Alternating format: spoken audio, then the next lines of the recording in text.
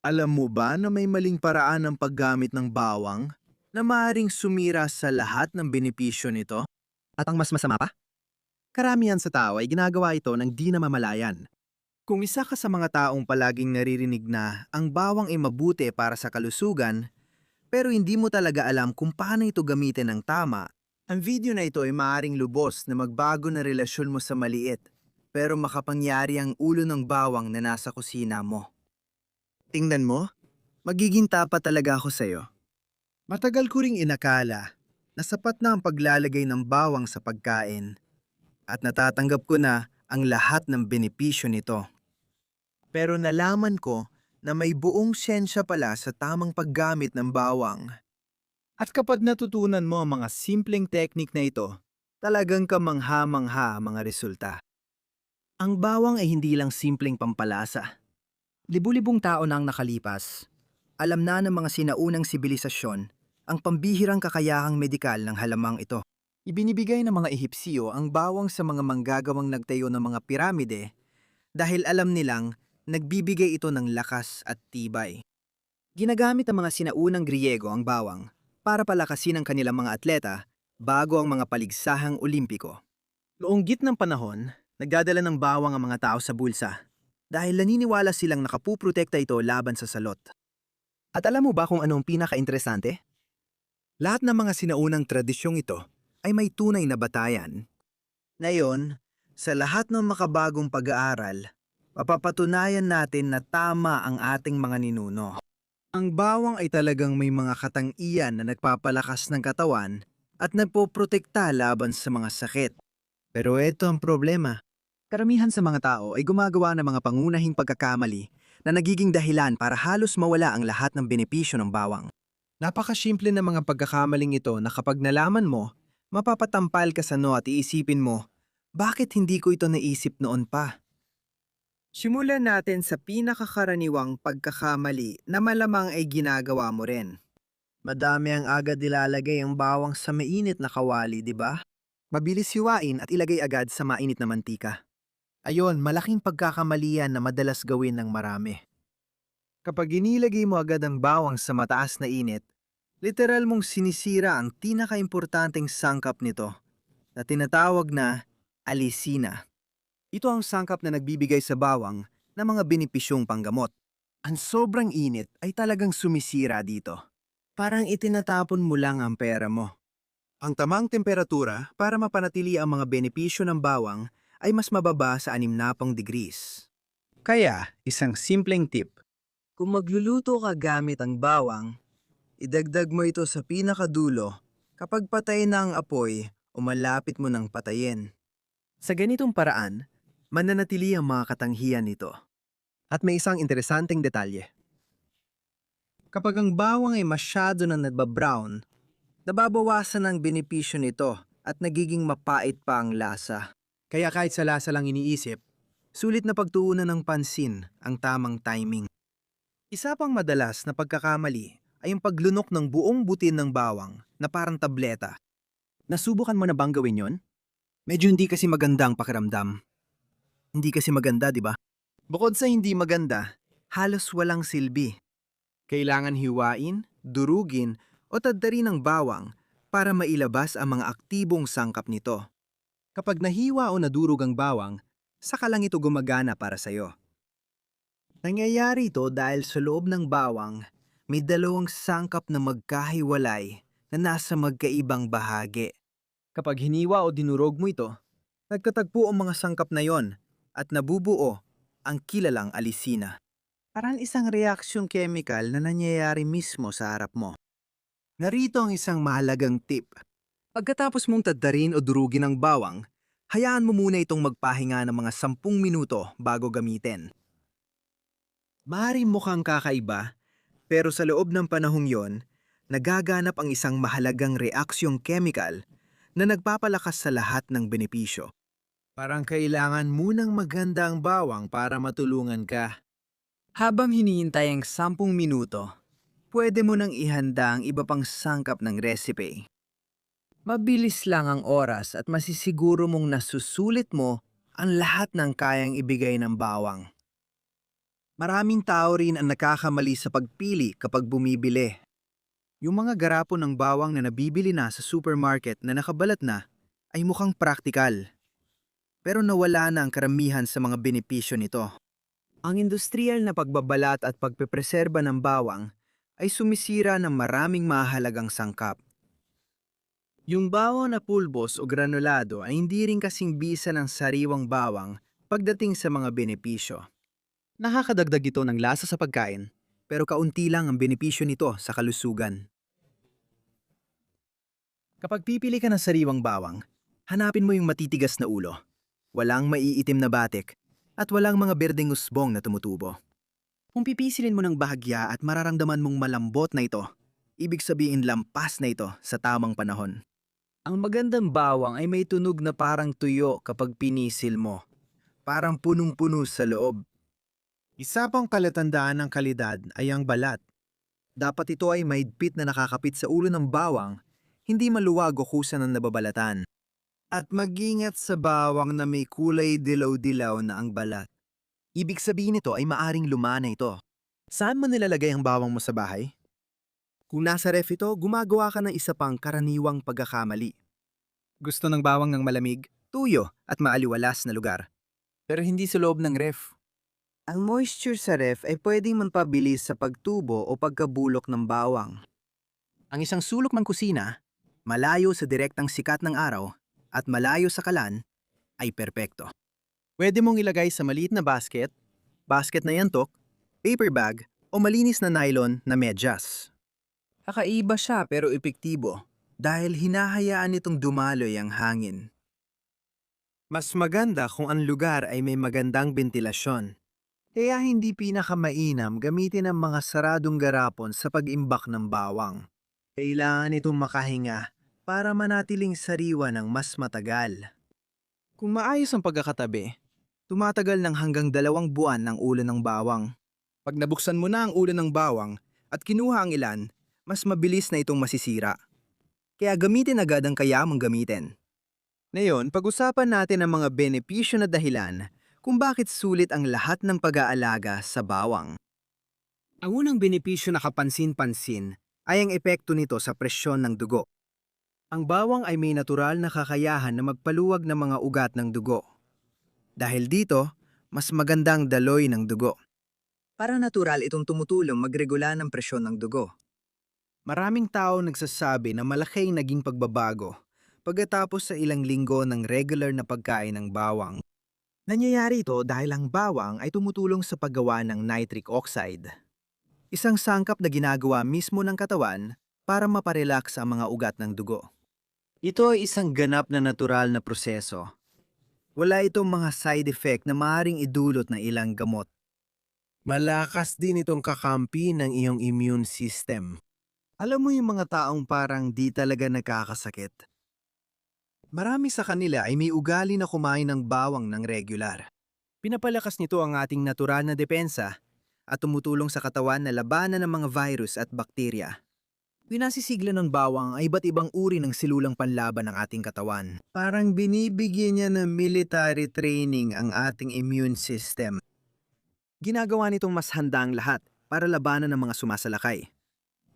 Isang kamanghamanghang bagay tungkol sa bawang ay nagsisilbi itong natural na antibiotic, pero sa isang napaka-interesanteng paraan. Habang ang mga mikrobyo ay maaaring magkaroon ng resistensya sa mga synthetic na antibiotic, hindi nila ito magagawa sa bawang. Parang nilikha ng kalikasan ang isang sistemang hindi kayang iangkop ng mga mananakop sa sarili nila. Napakahalaga nito lalo na sa panahon na yon, kung kailan madalas nating marinig ang tungkol sa mga bakterya na resistant na sa mga gamot. Nagbibigay ang bawang ng isang natural na alternatibo na patuloy na epektibo. Para sa nag-aalala sa pagtanda, ang bawang ay tunay na kayamanan. May taglay itong malalakas na antioxidant na lumalaban sa free radicals. Ang mga substansyang iyon ang nagpapabilis ng pagtanda ng ating mga silula. Parang may proteksyon kang kalasag na gumagana sa loob ng iyong katawan. Pinoprotektahan ng mga antioxidant na ito lalo na ang otak at puso. 2 organong pinakaapektado ng pagtanda. Napapansin na marami ang pagbuti ng memorya at lakas matapos gawing bahagi ng araw-araw ang bawang. Ang bawang ay may kakaibang epekto sa kolesterol. Nakakatulong ito na bumaba ang masamang kolesterol at bahagyang tumaas ang magandang kolesterol. Parang nililinis nito ang mga arterya. Tinatanggal ang mga hindi kailangan at pinapanatili ang mga mahalaga. At may iba. Ipinapakita ng mga pag-aaral ng regular na pagkain ng bawang ay maaaring maiugnay sa pagbaba ng panganib ng ilang uri ng kanser. Lalo na ang mga kanser sa sistemang panunaw. Nangyayari ito dahil ang bawang ay may mga sangkap na tumutulong protektahan ang ating mga selula laban sa mga mapanganib na pagbabago. Ang bawang ay malaking katuwang sa may problema sa panunaw. Pinasisigla nito ang produksyon ng mga enzyme sa panunaw at nakakatulong mapanatili ang malusog na balanse ng bakterya sa bituka. Parang nagkakaroon ng pangkalahatang ayos sa sistema ng panunaw dahil dito. Para sa may candidiasis o fungal infection, maaari makatulong, lalo ang bawang. Ang mga natural na antifungal na katangian nito ay tumutulong para makontrol ang sobrang pagdami ng mga microorganismong ito. Ngayon, paano ba pinaka-epektibong gamitin ang bawang? Ang pinakamabisang paraan ay kainin ito ng hilaw. Pero alam ko na hindi lahat ay kaya ito. Talagang malakas ang lasa nito. Isang alternatibo ay taddarin ito ng pino at ihalo sa olive oil at mga halamang pampalasa. Mas banayad ang lasa at pwede mo itong gawing espesyal na pampalasa. Pwede mong ihanda ang halong ito at itago sa ref ng ilang araw. Tuwing gagawa ka ng salad o maglalagay ng pampalasa sa ulam, mayroon ka ng nakahandang pampalusog na ito. Isa pang masarap na paraan ay gumawa ng tsaa ng bawang. Durugin ang 2 butil ng bawang at pahingahin ng 10 minuto. Ilagay sa tasa, sa kabuhusan ng maligamgam na tubig. Hindi kumukulo. Lagyan ng pulot at kalamansi. At may masarap ka ng inuming gamot. Ang tsaa na ito ay lalo ng maganda inumin sa unang mga palatandaan ng sipon. O kapag nararamdaman mong medyo matamlay ka. Maraming tao ang umiinom ng 1 tasa ng tsaa bago matulog at nagigising na pakiramdam ay presko. Kung ikaw ay may sipon o pakiramdam mo, ay magkakasakit ka. Malaking tulong ang simpleng recipe na ito. Durugin ang 1 butil ng bawang. Haluin ito sa 1 kutsara ng purong pulot at inumin. Tinatakpan ng pulot ang matapang na lasa at nagdadagdag pa ng sarili nitong mga katangiyang antibacterial. Para mas maging mabisa pa ang remedyo sa bahay na ito. Pwede kang magdagdag ng konting pulbos ng luya. At ilang patak ng kalamansi. Nagiging isang tunay na sandata laban sa trangkaso at sipon. Para sa may hiningang amoy bawang pagkatapos kumain. Narito ang ilang mga tips. Ang pagguya ng mga dahon ng sariwang perihil, yerba buena, o ilang butil ng kardamomo ay malaking tulong. Ang pag-inom ng gatas at pagkain ng mansanas ay nakakatulong mawala ang amoy. Nakakatuwa na ang pag-inom ng berdeng tsaa matapos kumain ng bawang ay nakakatulong mabawasan ang amoy. Kapag nag-toothbrush ka at nilinis ang dila, patatanggal ang karamihan ng amoy sa bibig. Isang mahalagang impormasyon. Kung umiinom ka ng gamot para sa mataas na presyon o pampalabnaw ng dugo, mabuting kumonsulta muna sa iyong doktor bago simulan gamitin ang bawang bilang gamot. Hindi naman ito delikado. Pinapapalakas ng bawang ang epekto ng mga gamot na yon. Maaaring kailanganin ng masusing pagmomonitor. Ganon din para sa mga taong sasailalim sa operasyon. Inire-rekomenda na itigil ang bawang bilang gamot ilang araw bago operahan dahil nakalalabnaw ito ng dugo. Para sa may gastritis o problema sa tiyan, iwasan ang pagkain ng hilaw na bawang nang walang laman ng tiyan. Sa mga ganitong kaso, ang nilutong bawang ay maaring maging mas banayad na alternatibo. Malamang na natatanong ka ngayon. Pero gaano karami ang dapat kong kainin? Para sa karamihan ng mga tao, 2 piraso ng bawang bawat araw. Magandang dami na ito para magsimula. Pwede mong dagdagan ito unti-unti habang nasasanay ang katawan mo. May ilang tao na umaabot ng 4 na piraso ng bawang bawat araw. Pero nagkakaiba-iba ito depende sa tao. Ang nakakatuwa, Pwede mo isama ang bawang sa pagkain mo sa iba't ibang malikaing paraan. Pwede kang gumawa ng garlic paste gamit ang olive oil para sa tinapay. Pwede ring maglagay ng tinatad na bawang sa salad. Pwede ka ring gumawa ng ice cubes na may bawang at olive oil para sa pagluluto. Isang recipe na gustong-gusto ng marami ay ang confit na bawang. Kumuha ng maraming bawang. Ilagay sa maliit na kaserola na may olive oil sa mahinang apoy. At hayaang dahan-dahang maluto. Lutuing golden brown at malambot. Napakasarap nito. At napananatili rin ang karamihan sa mga benepisyo. Itong confit na bawang ay pwedeng itago sa ref at pwedeng gamitin sa iba't ibang paraan. Ipahid sa tinapay. Ihalo sa kanin. Idagdag sa pasta. Napakaraming pwedeng gawin dito. May mga tao na gusto gumawa ng bawang na nakapreserba sa langis. Ladarin ang ilang butil ng bawang, ilagay sa maliit na lalagyan na may olive oil at ilagay sa ref. Laging may nakahandang tinimplahang bawang tuwing magluluto ka. Para mas tumagal ang ganitong uri ng konserba, magdagdag ng kaunting asin. At ilang dahon ng laurel. Mas sumasarap pa ito at mas tumatagal ito. Isa pang interesting na paraan ay ang paggawa ng garlic butter. Ihalo ang dinikdik na bawang sa mantikilyang nasa room temperature.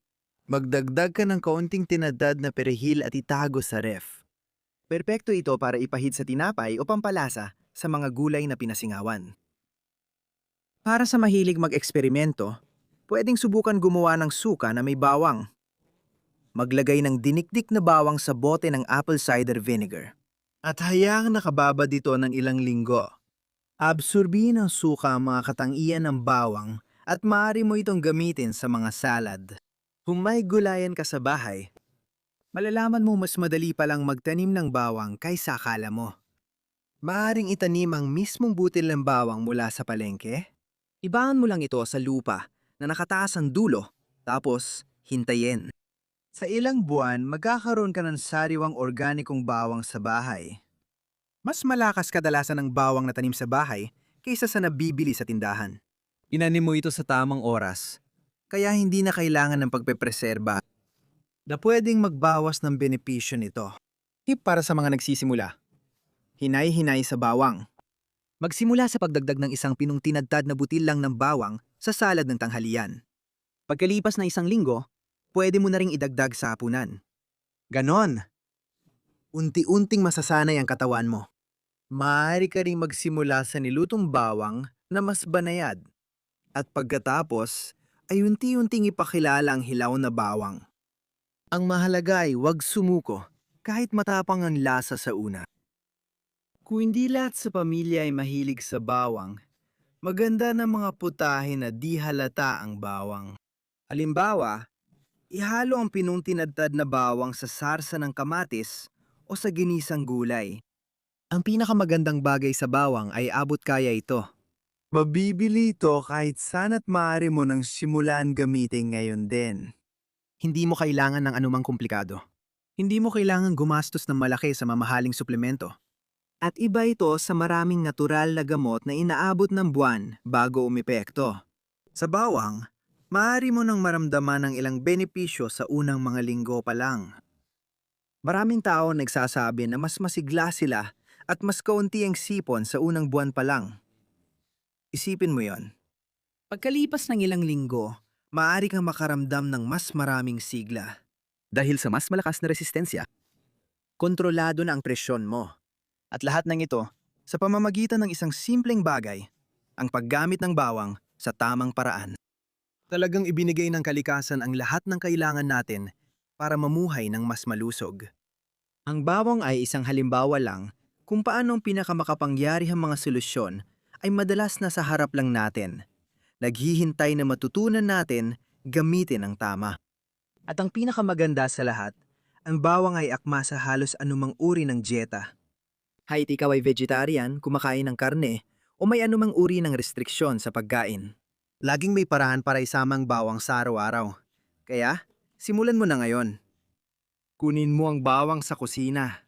Gamitin ang mga tips na ibinahagi ko at simulan ang paglalakbay tungo sa mas mabuting kalusugan. Sigurado ako na sa loob lang ng ilang linggo, mararamdaman mo na ang pagbabago. At gugustuhin mo ikwento sa lahat ang mga benepisyong natuklasan mo. Kung nakatulong sa iyong video na ito, huwag mong kalimutang mag-subscribe sa channel at ibahagi ito sa mga taong alam mong makikikinabang din sa mga impormasyong ito. Hanggang sa susunod na video.